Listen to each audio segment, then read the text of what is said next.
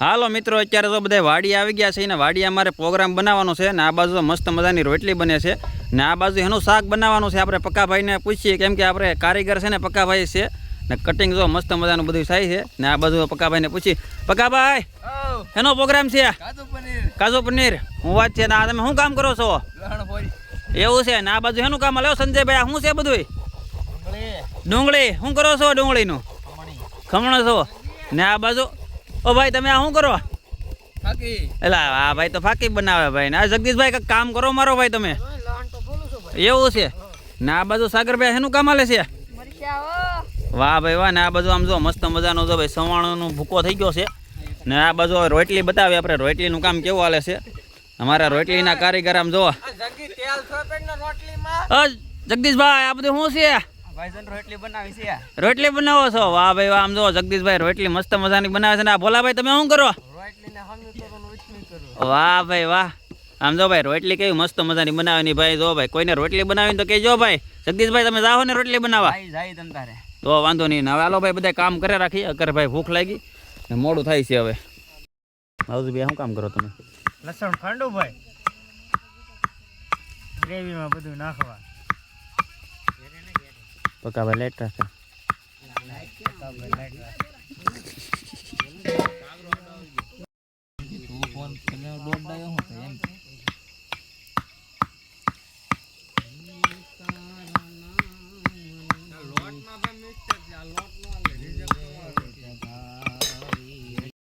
Phone કર્યો લેવા જવો જોઈએ ને.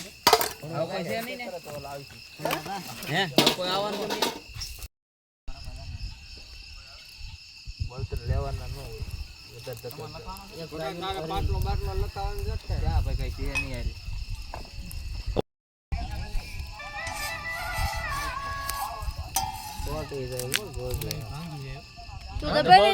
દબાવતા નકર પાપડ છોટી જાય.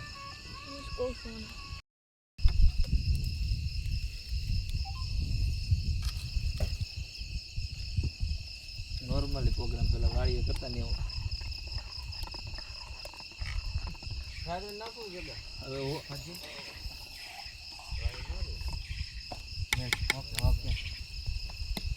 કારીગર થઈ ગયો લાગે.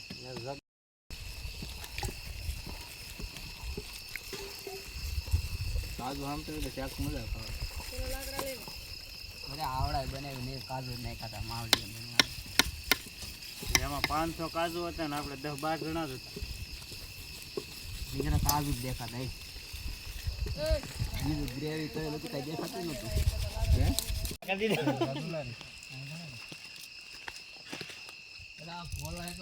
રવિવારે સિવા જ ન આવે. રવિવારે જ રજા હોય. રવિવારે જ હોય.